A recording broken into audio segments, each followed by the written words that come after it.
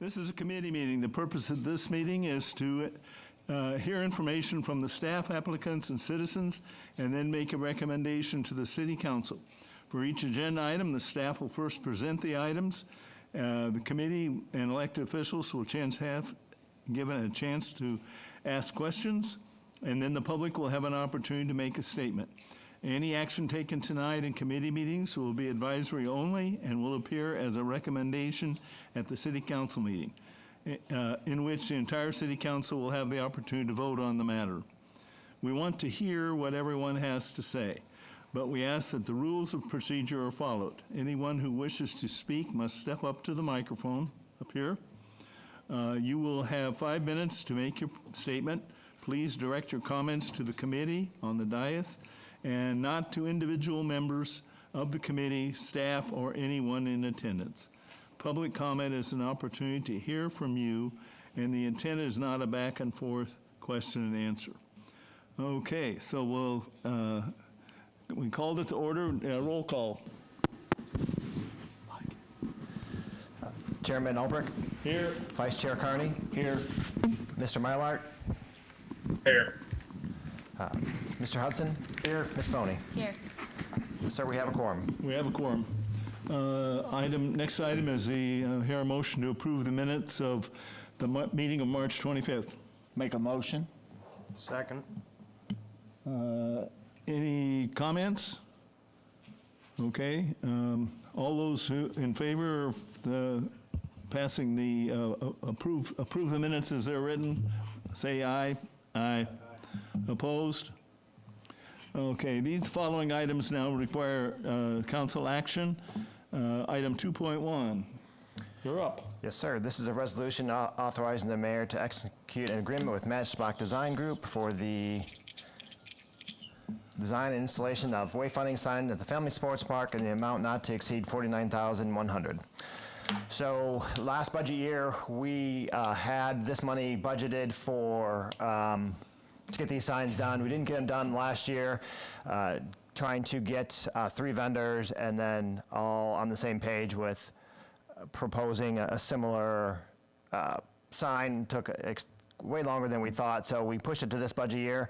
But since the money is not in this budget year, we had to do a budget resolution, or I'm sorry, budget amendment, and then push it to this year. So again, we talked about this last year. These are just wayfinding signs for the sports park to get people to where they're going.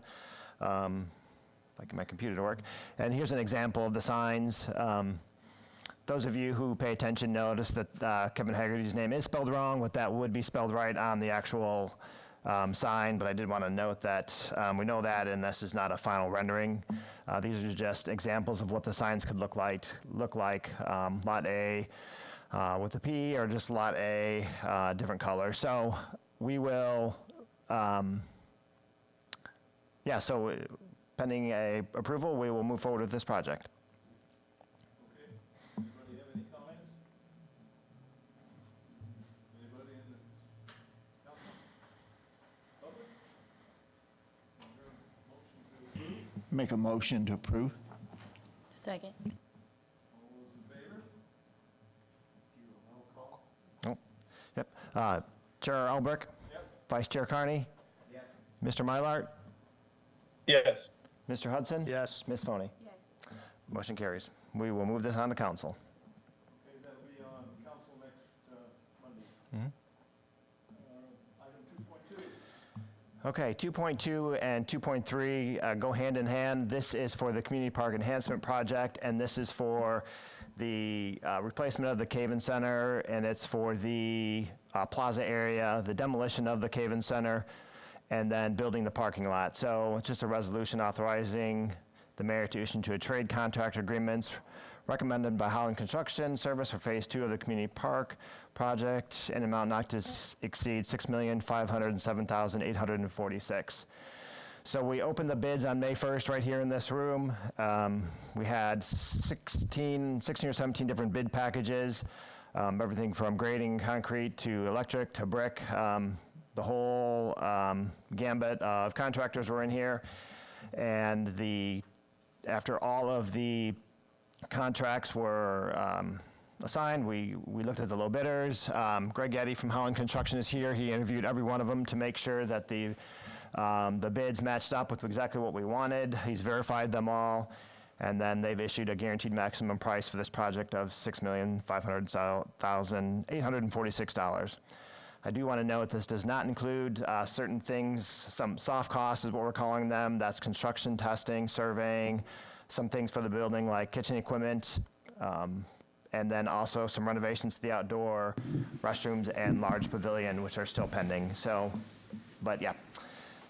Any questions on any of those resolutions 2.1? Have any questions or comments?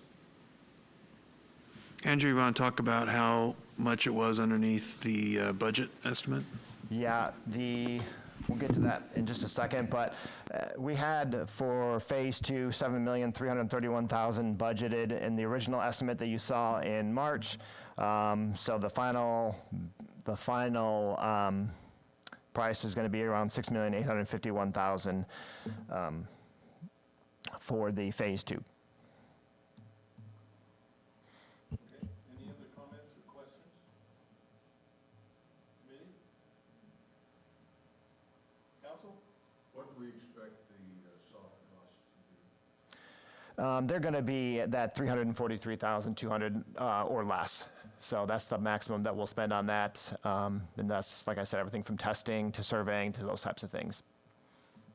Andrew, just a quick question. The first number you compared, did that have soft costs put in it, or is it apples to apples? In other words, the soft costs were not figured into the first calculation?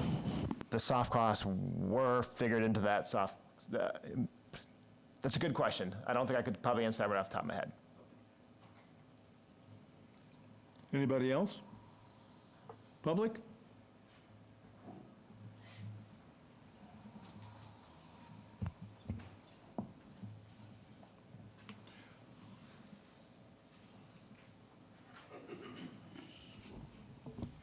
Vern Ware, Ward 3. So, the original cost for the community park enhancement, am I correct, was $9,948,000. I'll answer all questions at the very end. Thank you. I mean, you got it on there, the community park enhancement, $9,948,000. This is portion, this money is coming out of that money? Is that correct? This, I'll answer all questions at the end. Thank you.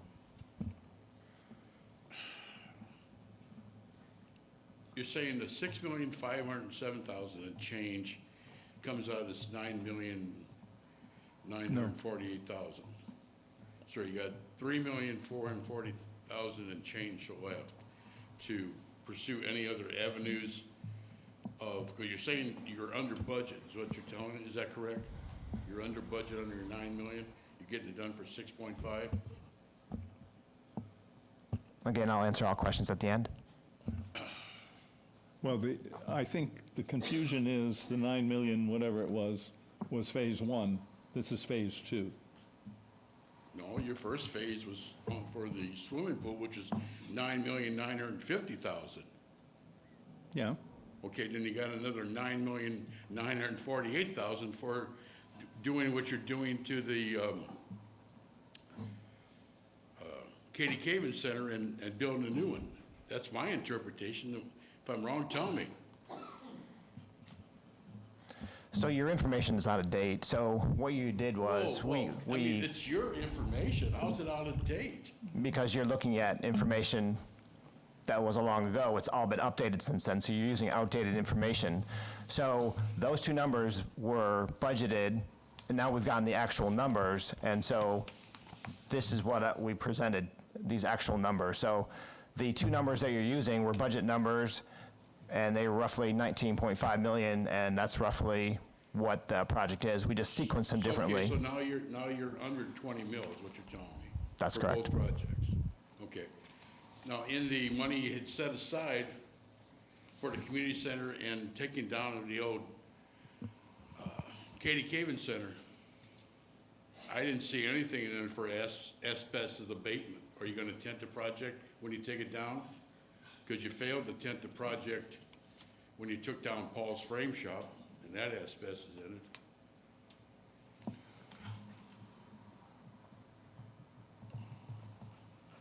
Again, I'll answer all questions at the end, so why don't you get through all your questions, and I can just answer them all in one. Well, see, that's the advantage you have, because I may have additional questions of what you say, and then I don't have another recourse because I've used my 5 minutes up. No, I don't understand the way the ball game is being played here. It's not being fair, really, that people can respond to your statements, and then you turn around, we have to leave, and then we don't have another response back to it. Vern, What? Roy and I being your older persons, we will sit down with you any day of the week, and we're I both on want parks. it in front of the public. People are listening, want to know where this money's going to and how it's being But spent. if you want a full understanding, Roy and I will be happy to sit down with you anytime. I don't see it happening. Anytime, Vern. We're available. Yeah, but I want it from the pulpit up there telling me, you know, where it's all at, you know, how they're doing this and everything else. And I see it, it's gonna be over this by the time you're all said and done. So, whatever, just carry on. Any other comments from the public? Okay. I hear a motion to send it up. I'll make a motion. Second. Second. Roll call? Yep. Chair Albrecht, Yep. Vice Chair Carney, Yes. Mr. Mylart, Yes. Mr. Hudson. Yes. Ms. Foney. Yes. Motion passes. Okay, Resolution 2.3 is a resolution authorizing the mayor to execute an agreement between the City of O'Fallon and Holland Construction Service for the construction of Phase 2 of the Community Park Enhancement Project for the guaranteed maximum price of $6,507,846. So this resolution takes those contracts that we approve and that signs them to Holland, so Holland can manage the projects for us. This is the same thing we did in our March meeting, and that's when we elected to go with the CM at risk. This is the process that needs to happen. So these, again, this assigns the contracts to Holland. Okay. Any comments or questions from the committee? City Council? Public? This is, we had a little meeting this afternoon and talked about what this is Holland is managing, and all of our people have looked at the contracts when they were issued and made the decision completely away from Holland, so that the decisions about which were the low bidders were made by our people based on the openings on May 5th, the contract openings, which were public and published. So this takes the management load off of the staff to a large extent. But on a 50,000-foot level, they still do that. But the nitty-gritty and the time scheduling and all that's done, that's what we pay Holland to do. Any other comments or questions? Okay. Andrew, next one. Do you want to make a motion? We did. We had a right call. There's two resolutions. This is for Resolution Okay. 2.3. Yep. So we'll need a motion to send this one up. Make a motion? Second. So we have a motion and a second for item 2.3. Are there any comments or questions from the committee, from the council, from the public? Okay. So roll call. Chair Albrecht, Yep. Vice Chair Carney, Yes. Mr. Mylart, Yes. Mr. Hudson. Yes. Ms. Foney. Yes. Motion carries. Okay. And this next slide just is both of these will be on the council agenda Monday. yes. So 2.4. Okay, 2.4, these, yeah, let's just move forward. I did update kind of where we're at. I just want to just hit this really quick. I think we've belabored this enough, but as a reminder, this community park timeline has been updated. The updates were from May 1st, which is the public bid opening, May 13th, which is tonight's meeting, and then the next step is May 20th, the city council meeting, as Jerry just said. Okay, Resolution 2.4 is authorizing the mayor to execute an agreement with the Reuters Asphalt for the installation of a pickleball and basketball courts in Hesse Park in the amount not to exceed $291,630 for the courts, in addition, and an alternate bid of $5,825 for additional fencing. So this, as a reminder, is from the Build a Fallon Trust Fund. $300,000 was authorized for new pickleball courts. So we went out to bid. This was the low bidder. So we're pretty happy with this price. It is under bid. As you can see from my rendering there, I've got the pickleball courts will go right next to the other pickleball courts, and then we'll move the basketball courts down to the lower right-hand corner there. We will have 4 courts, similar in orientation to the 4 that are there now. So we'll have 8 total courts when this is all done. And this will be 6-inch fiber reinforced concrete, 6-foot tall, 8-foot tall fence, and we are still working on a lighting package for this. So we do have some money budgeted for lights, so we'll see if we can get those done as well. If not, we'll have to come back in future years to get lights. Here's the engineering drawing. You can see on the left-hand side there's the pickleball courts, and then the right-hand side is just the orientation of the basketball courts.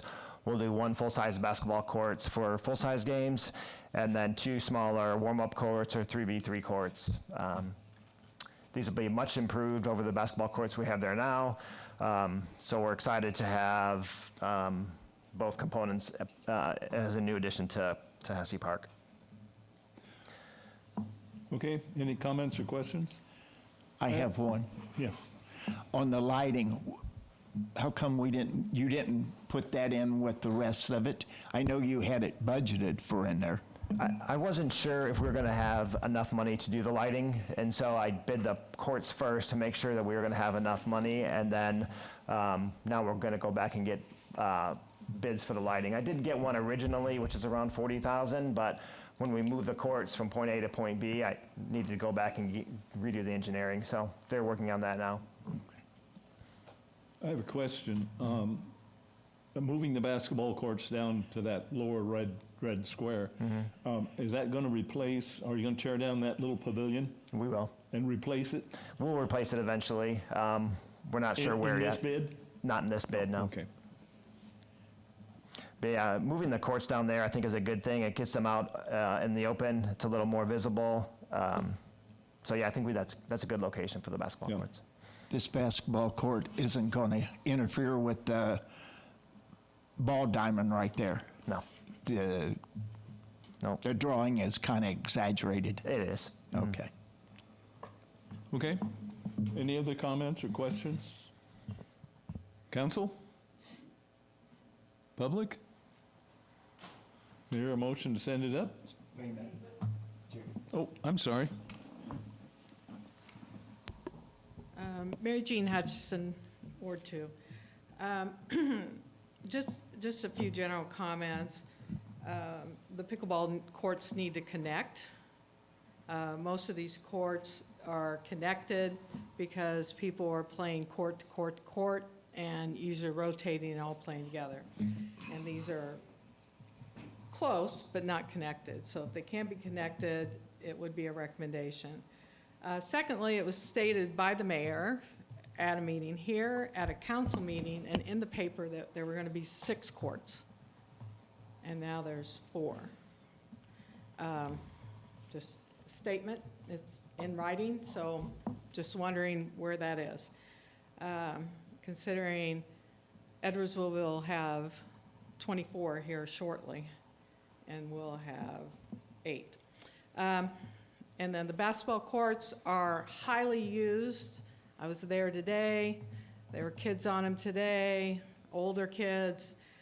This is a really good thing. It's a good place. So it's excellent. Ideally, you know, if they could go ahead and do that now, ahead of the game, when you tear them up and start on the pickleball, and get those courts done first so those basketball players aren't put out, that would be the best way to project manage this. Thank you. Okay, any other comments, public? Okay, need a motion? I'll make a motion. Second. Okay, we have a motion and a second to pass a resolution for 2.4. Anybody, any other discussion? Okay, roll call. Chair Albrecht, Yeah. Vice Chair Carney, Yes. Mr. Mylard, Yes. Mr. Hudson. Yes. Ms. Foney. Yes. Okay, on to item 3.1. I'd like to mention that if you didn't show up Saturday morning at the Vine Street Market, you missed something because it was great. And the makeup leadership did a fantastic job. And of course, the Rotary Club was there to help you. Yeah, they were very helpful, so. But we- it really went well, and the new traffic pattern worked pretty well. So congratulations on the staff and all the planning that went into that. We had over 2,000 people there, which is about 200 or 300 more than this time last year. Our Snap and Link program was obviously zero last year at this point, and I think we're at almost $260. Thrilled with that program, and we wanted to continue to grow. So, yeah, it was a good day for the market. Saturday morning is the second Vine Street for this year, and it'll be the Strawberry Festival. So you can expect another 1,000 or 1,500 people. So it's going to go over. It'll go over big. And the weather's supposed to be nice, and yeah, last year I think we were at 3,500 people for the Strawberry Festival. So expect 4,000 people. Did you? Okay, for your staff reports. Yeah, just standard staff reports, nothing new. Just a good read if you have time. What was the tournament that was out there this weekend? This weekend was baseball. No, Parks and Rec. It was Saturday was our youth in town baseball, and then Sunday was GMB just youth competitive baseball. So we had our Yeah, there was ONS kids. quite a out few there on cars. Saturday. Yeah. Yeah. Okay. Okay. Anybody have any comments or questions about the staff reports? Okay, now, are there any additional public comments?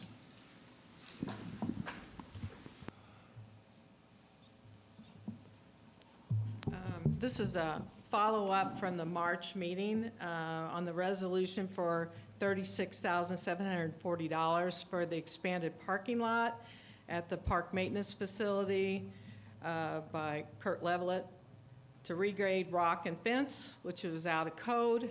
I just wanted to know what the standing on that was and if it was going to be paved, since it's not allowed by any other business.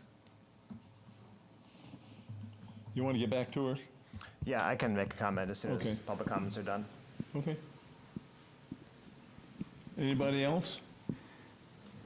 I was just going to offer to answer a question that was asked earlier about whether we were comparing apples to apples. So I'm looking at the expense report dated March 22nd that broke out Phase 1 and Phase 2.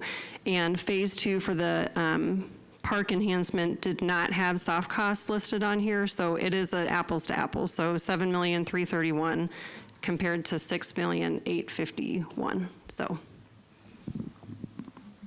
Okay. Anybody else?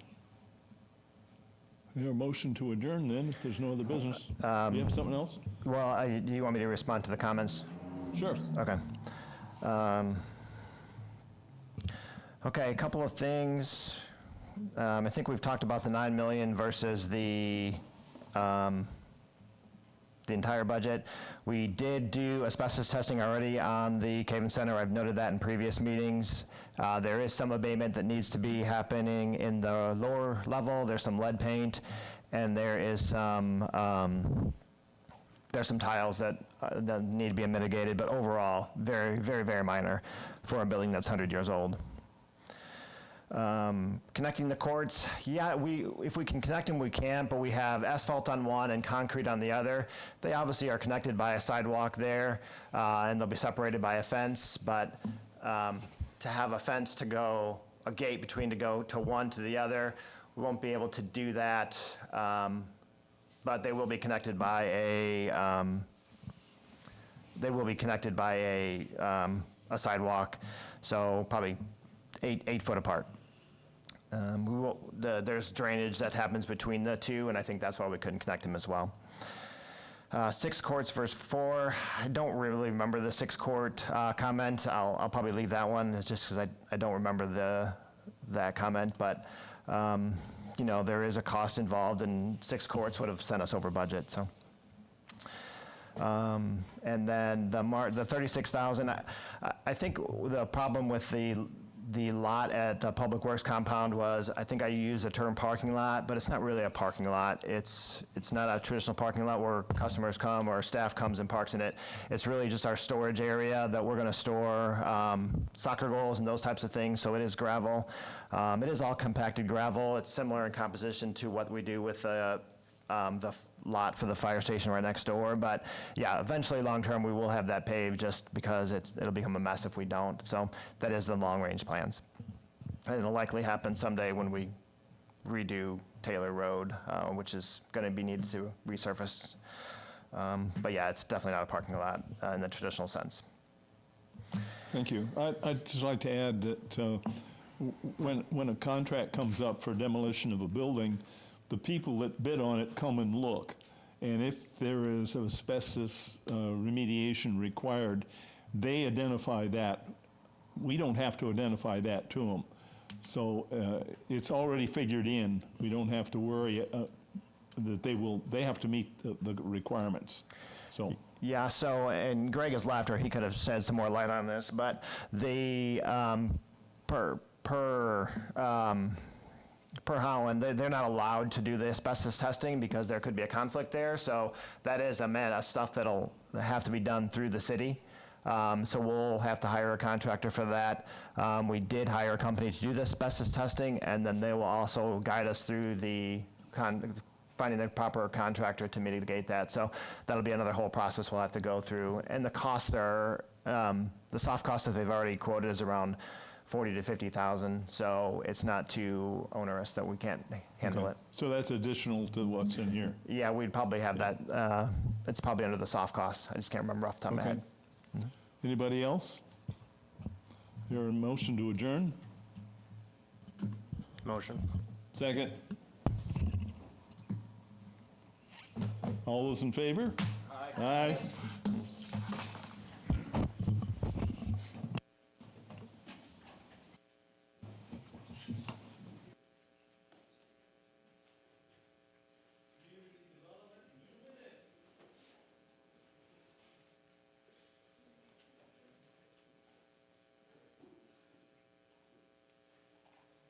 Get out of my chair, Jim.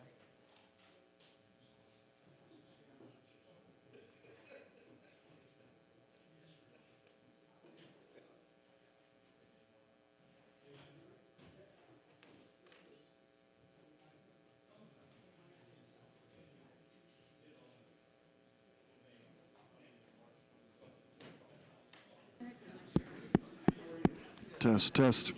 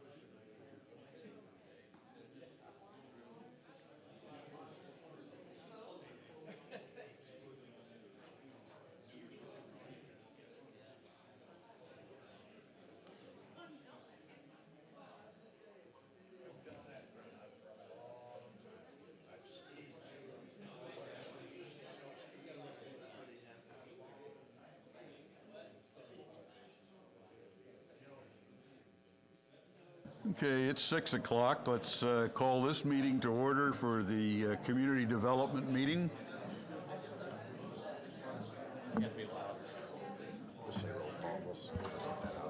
Okay, let's start the roll call. Thank you.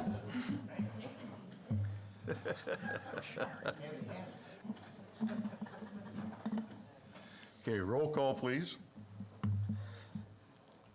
Jim Campbell. Here. Todd Roach. Here. Jerry Albrecht. Here. Tom Vorse. Here. Nathan Parchman. Here. Stephanie Smollier. Here. You have a quorum, sir. Thank you. The next item on the agenda is approval of the minutes of our April 22nd meeting. Do I have a motion? So moved. Second. Moved and seconded. Any comments? Okay, hearing none. Those in favor, say aye. Aye. Those opposed, same sign. Hearing none, the minutes are approved. First item is item 2.1, which is a special event permit request from Mirage Wine and Spirits for a 5-day-a-week food truck located at 2020 West Highway 50 for a period of 6 months.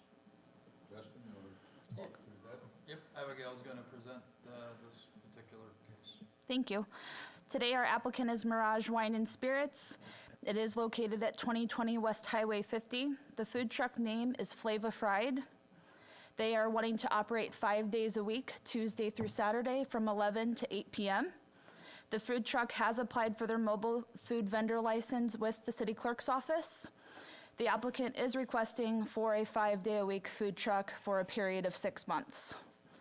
At this time, we currently have no signage for the truck itself, but it will need to be approved with the Community Development Department. City assistance, there is none. And just a background of the truck, they're gonna sell Chicago-style food, anywhere from wings, hot dog, there's a corn, the street corn, and I believe they have fries as well. Here is the site plan of where the truck is currently located at the building. And this concludes my presentation. If any questions, oh, do you want me to, okay.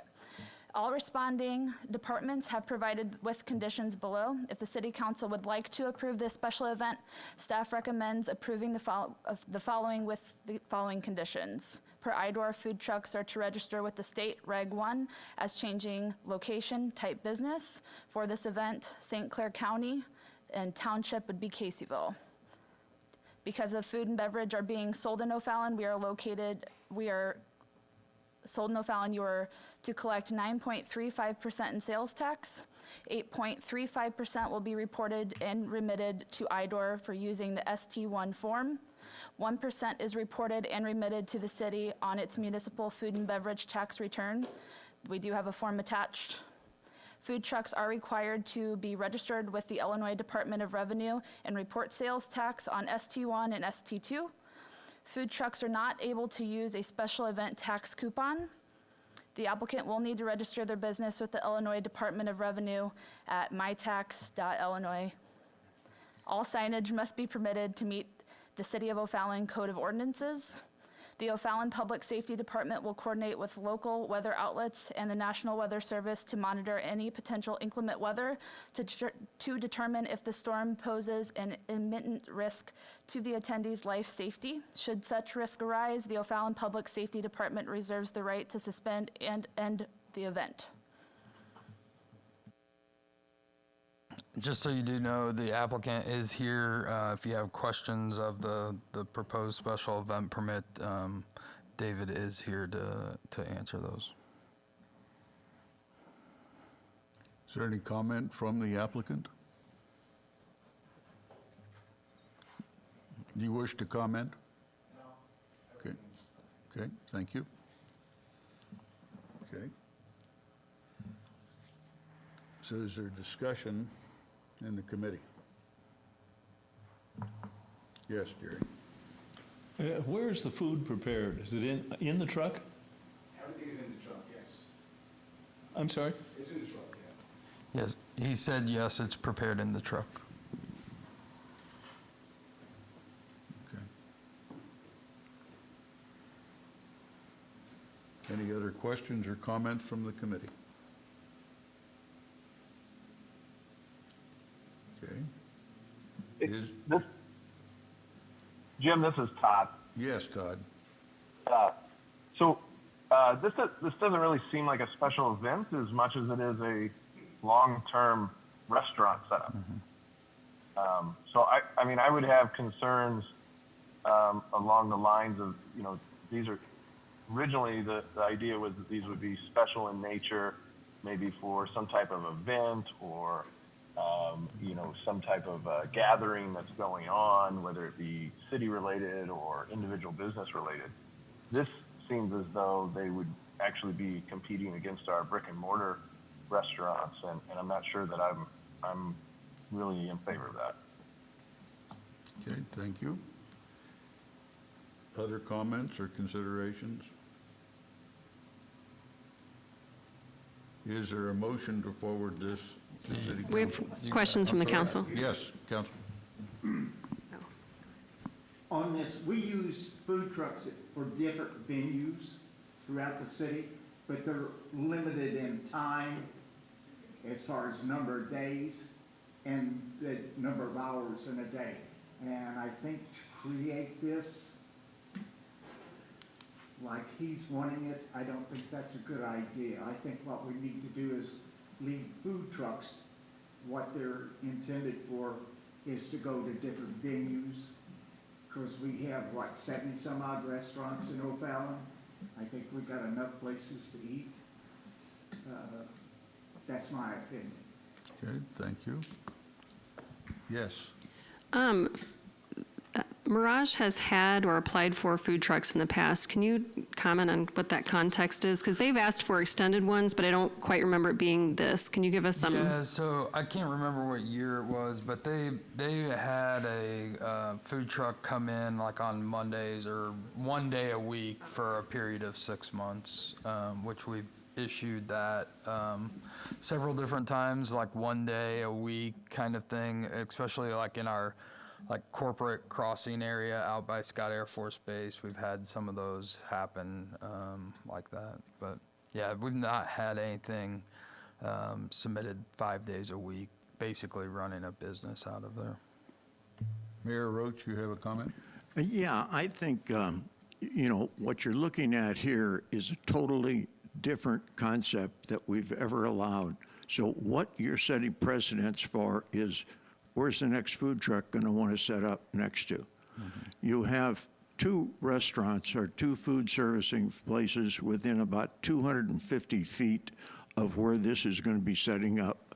As Mr. Carney pointed out, you got about 70-some brick and mortar restaurant facilities. I don't know how much they pay in property tax. It's a sizable amount, I'm sure. On food truck, you get 0 in property tax. In sales tax, those facilities average over $17,000 a year in food tax, or somewhere north of 1.2 million. The amount collected so far through 11 months of this year from food trucks is under $200. I'm concerned about the possible damage to brick and mortar facilities. I think the use of the food trucks, as Mr. Carney pointed out, and others that we've used them at the Vine Street Market. We've used them at the sports park. Businesses have used them for special occasions throughout the city. This is more or less getting it that you're going to set up a permanent location, and where is the next permanent location going to be established here in O'Fallon? That's my comment. Thank you. There are other comments from council? Yes. I know it's parked in the parking lot of Mirage now, or is it operating? I saw people mulling around it. I didn't know if they were. We received reports that they were operating. They were notified that they can't operate without all the licensing, and food trucks require a special event permit to be issued. And so now we're here. Whether or not he's been operating since he's been noticed, I have not heard that. So it concerns me that having gone through this process before, knowing that it's a requirement, if in fact, and I don't know, but if in fact they were operating, to play naive is And concerning. I'm not sure if I don't know that he was part of the application. The food truck was the one that submitted it through the current ownership so it's different parties. So whether he knew or remembered, I don't know. Are there other comments or questions? I got one. Yes. Are Well, you, this is Todd. I mean, I have a concern that they were operating without the proper license, and I understand maybe they didn't know, but obviously ignorance is not, an acceptable response. So, I mean, the fact that we had to cite them, I had concerns before, but now I would definitely say that I would be against this.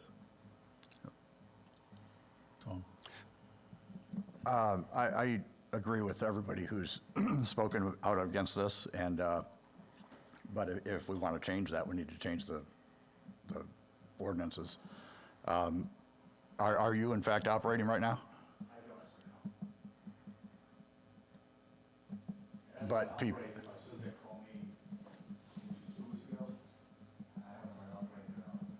Okay.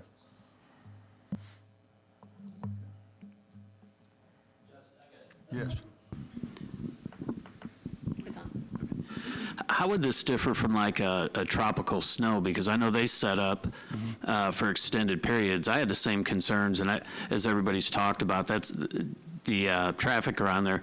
And is there any infringement that they have to have so many parking spaces that they're taking up additional parking spaces for the venue? And then do they still have enough parking left to run both of them? Yeah, so I don't have really a standard. So to answer your question, they're no different than what you would consider a snow cone stand setting up for the summer months, right? The ordinances allow a SEPA to be issued for up to 6 months in 1 calendar year. So we've made it very clear that should the city council recommend approval of this and let him go, he has 6 months in 1 calendar year. That's it. So he can't come back and reapply after the 6 months, if approved, until next year. So that's the first answer to your question. The second one, we don't really have a standard parking requirement for food trucks, right? If you consider it a restaurant, it's one space per, or 9 spaces per 1,000 square feet. I mean, the thing's tiny, so you're probably looking at 1 space. In all reality, I don't know that that's correct in that regard. The liquor store is 4 per 1,000. There's plenty of parking to house the liquor store, and removing I believe he's got it parked in like 2 spaces right now. So I don't necessarily know that I have a major concern over the parking, but I don't really have a great standard to go by for food trucks. Yeah, just as I've thought about it, I mean, it's not a great entrance to city of O'Fallon from the west to have a food truck out there permanently. But that's, just my sense of the whole thing. I mean, it just, and I agree with the comments from other members of council and the committee that seems contrary to our approach to food trucks historically. And to compare a food truck to a snow cone stand, I'm not sure is well, it's probably legal, but it doesn't make much sense from this perspective.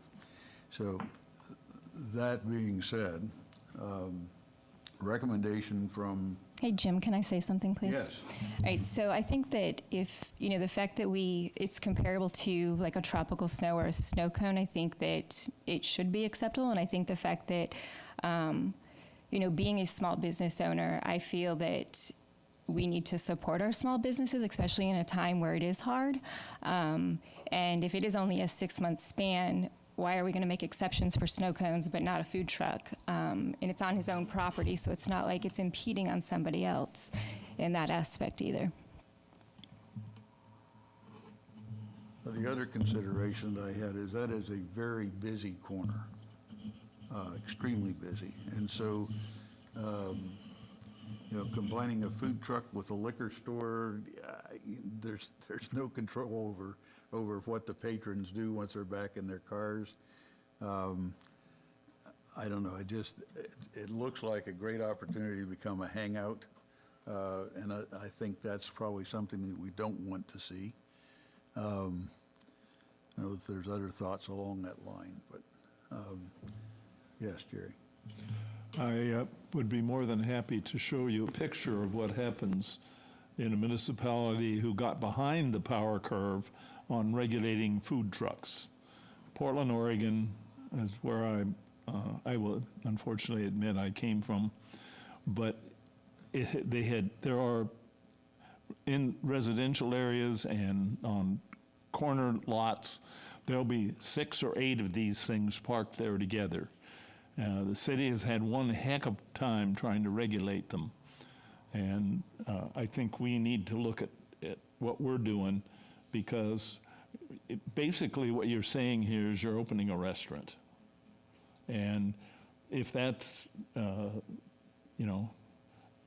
restaurant parking thing is tagged to how many seats you have.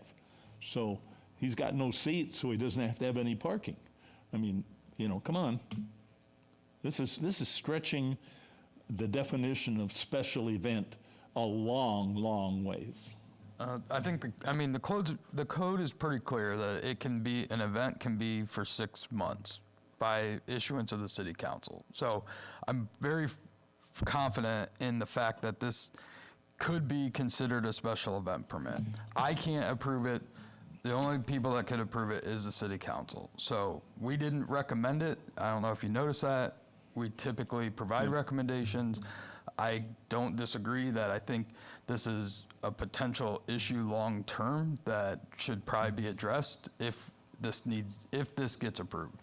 I do believe it acts differently as a food truck. I think when we change this, or when we change the special events permit to allow a 6-month period, we were thinking of things like tropical snow, not somebody who's going to come in there and run a food establishment every day, 5 days a week. Justin, the 6 months they did have that, did they have any problems, or were there any issues out there with this? Not that I'm aware of. When it was Lilo and Milo, or Lily and Milo that was there. But again, that was 1 day a week.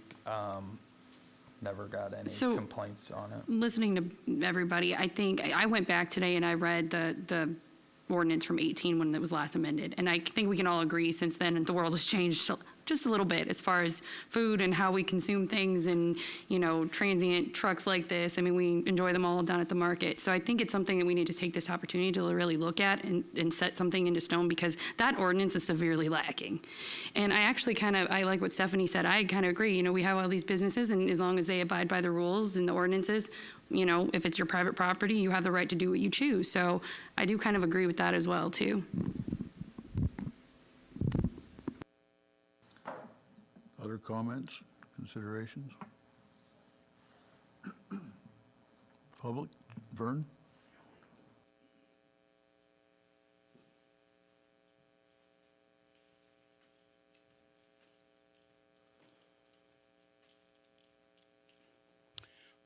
Vern Moyer, Ward 3. I have no dog in his hunt or whatever about it anyway, but I just have a food for thought, okay? You got a whole area out there Offenburg's area where all those auto mall stuff is, you know, you could really put a lot of food trucks out there and it wouldn't be bothering anybody. So, you know, maybe think of doing something with that piece of property out there, you know. Just a thought. Thank you. Okay. Is there a motion from the committee on this item? So moved. Second. Okay. We have a motion and a second. Roll call. Is the motion to approve or to? The motion To approve, okay, gotcha. With the conditions? Okay. Jerry Albrecht. No. Tom Vorse. Yes. Nathan Parchman. Yes. Stephanie Smallhair. Yes. Jim Campbell. No. Todd Roach. No. Okay, that's 3-3. It'll move forward to the city council. We'll provide all the notes on it, and the city council can decide on Monday, May 20th? Yeah, 20th. Sorry. So, the next two items, Mr. Chair, are second reading, no changes. First one being O to B kids.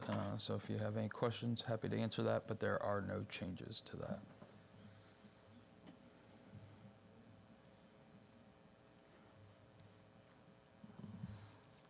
Any comment from the committee on O to be kids? Or from council? Any comments from the public? Okay, hearing none. The next item is, again, second reading for the Autumn Pines Phase 2. This planned use, there's no changes to that. Just a reminder, there will be a resolution that same May 20th night for the preliminary plat, which we discussed previously.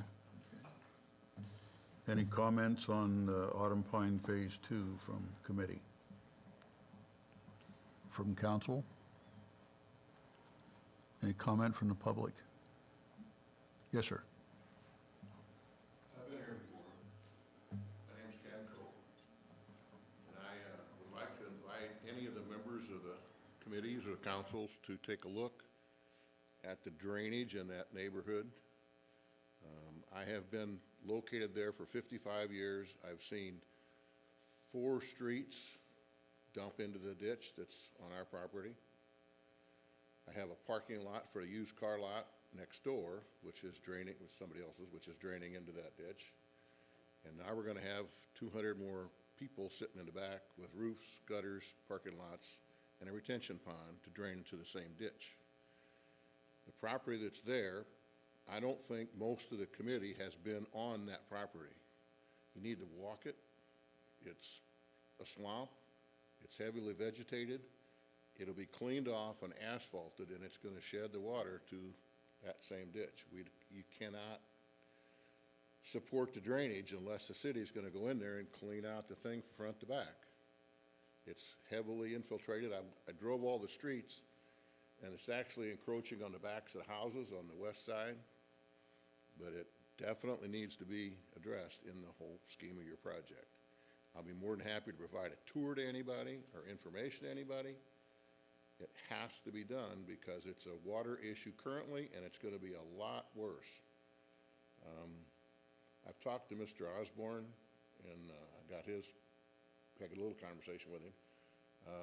And I think he's developing the property just west of that currently, which I don't understand how the elevation was figured for that, but there's a 5-foot difference in the height of the property he's building on compared to the driveway of the lock store that sits on Old Collinsville Road. The contours are just don't make sense. And I've been told that there's going to be some engineering studies and some surface substance studies in the whole scheme of this deal, but it's all undermined, it's all slag, it's all holes below it. I don't know how the houses are going to be held up or supported there, but the drainage is what I'm concerned about. and I'd like to be part of any kind of conversation that goes forward with the drainage in that neighborhood. We get flooded every time it rains, and it's a problem. Thank you, Mr. Cope. Anyone else wish to speak? Okay. All right. I did have two, or just one really, other business item. I've provided the March and April community development reports for your guys' review. No real presentation, but just wanted to give you guys those reports. Not sure how we missed March getting it to you, but we did. So those are for your review. Okay, the last item on the agenda is time for public comments, either regarding the agenda items this evening or any other item relating to community development. Anyone have any comments? Okay. Seeing and hearing none, have a motion for adjournment. So move. Second. Okay, we have a motion and a second for adjournment. Those in favor say aye. Aye. We are adjourned. All right, public safety at 6:30. 3 minutes.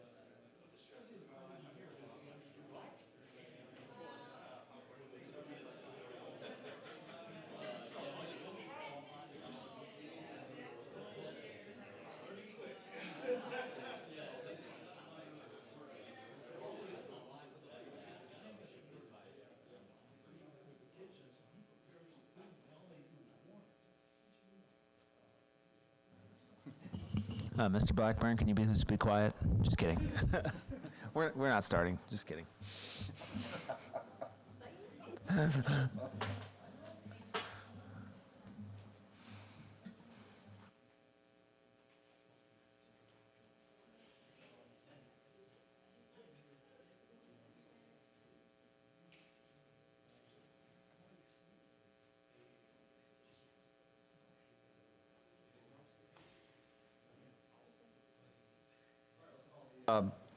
Public safety meeting to order. Can we have a roll call, please, Lee?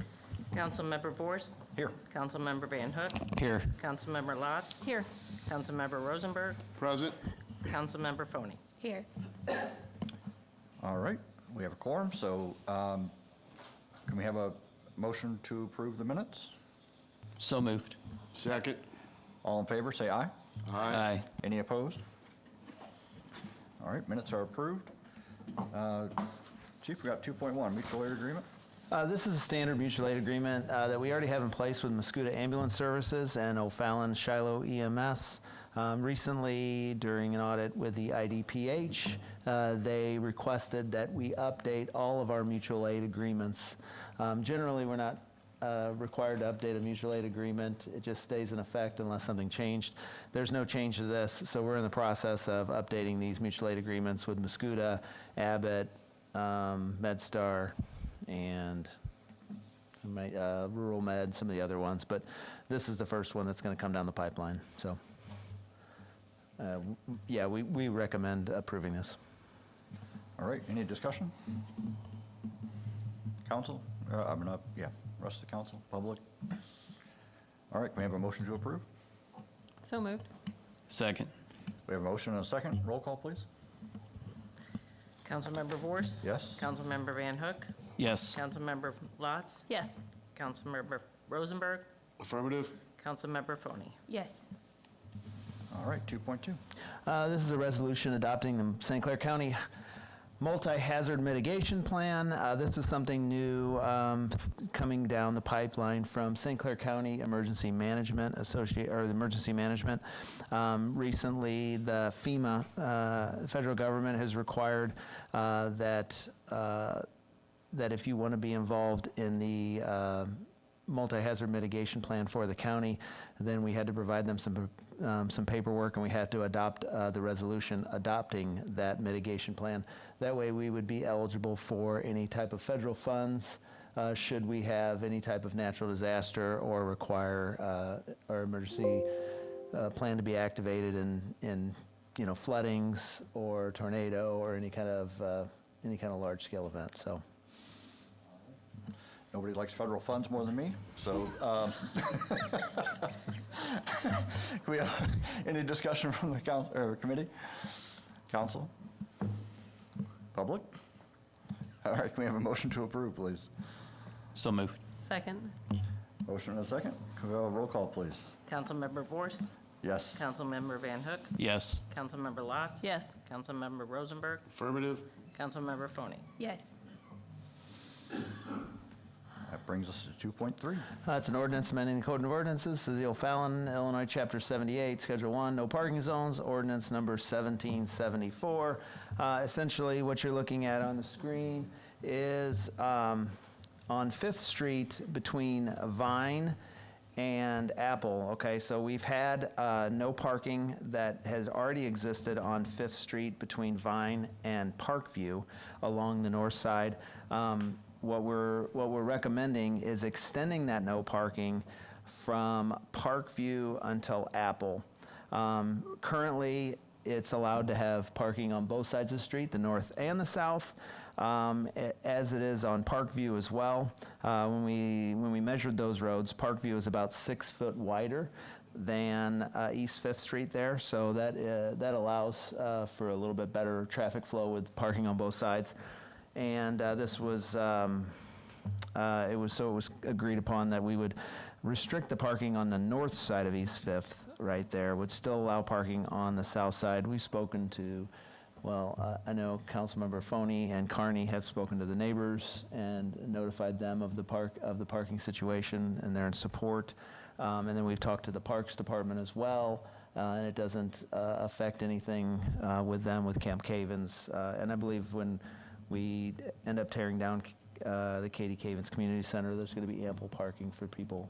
I think the popularity of the Playground of Champions has caused a little bit of a congestion there, and it's probably best if we just restrict the parking on the north side there. All right. Any discussion from the committee? I just want to thank you, Chief, for looking at this. I know this is something that I've brought to my attention quite a bit, so I'm very, very thankful for this to be done. The rest of council or the public? All right, a roll call, please. I'll make Oh, a I'm sorry. motion. Yeah, let's do that first. Motion, please. I'll make a motion. Second. Now a roll call. Councilmember Vorse? Yes. Councilmember Van Hook? Yes. Councilmember Lotz? Yes. Councilmember Rosenberg? Affirmative. Councilmember Foney? Yes. All right, that's all the items requiring council action. And so now it's time for public comments. Seeing and hearing none? Oh, sorry, yep, go ahead.